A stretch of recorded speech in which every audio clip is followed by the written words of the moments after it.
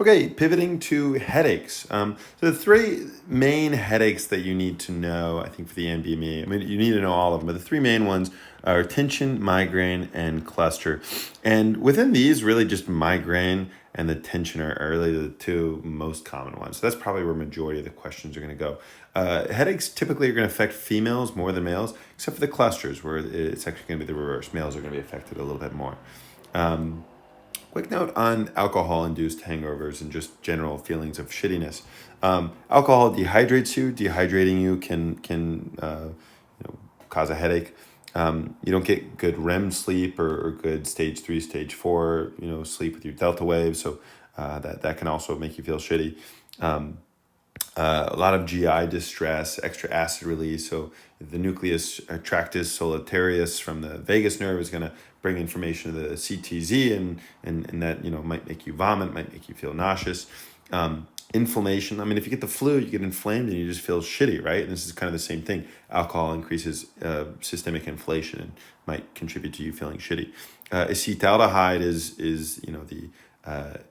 the intermediate metabolic product, and it's toxic, and so that can swim around and damage things, and might get into the area post-trema and interact and make you want to throw up, make you feel sick, and also withdrawal, right? So you're really messing with a lot of neurotransmitters when you're drinking alcohol, and your body's quickly going to adapt this like homeostasis. So the second you don't have alcohol, then your body's got to adapt again, and it might take a little bit of a lag, right? So you're drinking, you're really happy, your body adjusts for the homeostasis, you stop drinking, and then maybe you feel really shitty.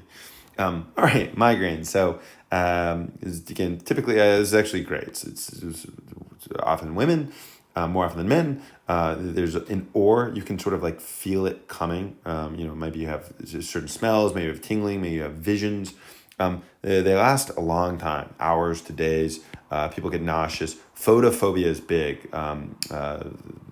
Light is going to exacerbate this. Now, for the big headaches, and this is a big, bad headache, sumatriptan. I think of like sumo wrestlers to combat the big headaches. Sumatriptan is going to be abortive. Also NSAIDs and Tylenol, but NSAIDs are supposedly a little bit better. Tension headache, it's like a band distribution around the head.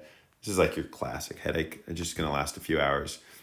Clusters. So I think of like, maybe dudes are more likely to get punched in the face in like a bar fight or something, get a black eye.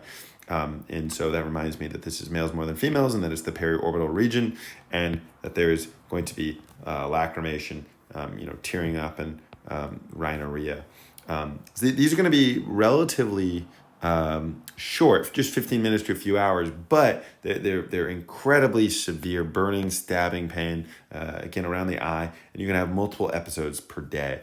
So this is a really, really big one, and you need sumatriptan to help abort it.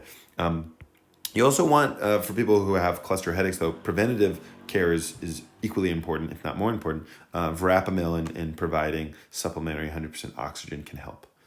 Trigeminal neuralgia, so this is not one of our like mainstay of headaches, but this can cause a lot of head pain. So for certain individuals, for whatever reason, the V3 distribution, if you trigger it a little bit too much, again, this is, it's mastication, but it's also sensation. Things like just chewing gum, right? That's engaging the V3, or just shaving or just lightly touching can somehow cause these really intense shocks of pain. But so as opposed to 15 minutes to a few hours, this might just be a couple of minutes. But again, it might go a couple minutes, come back, come back, etc.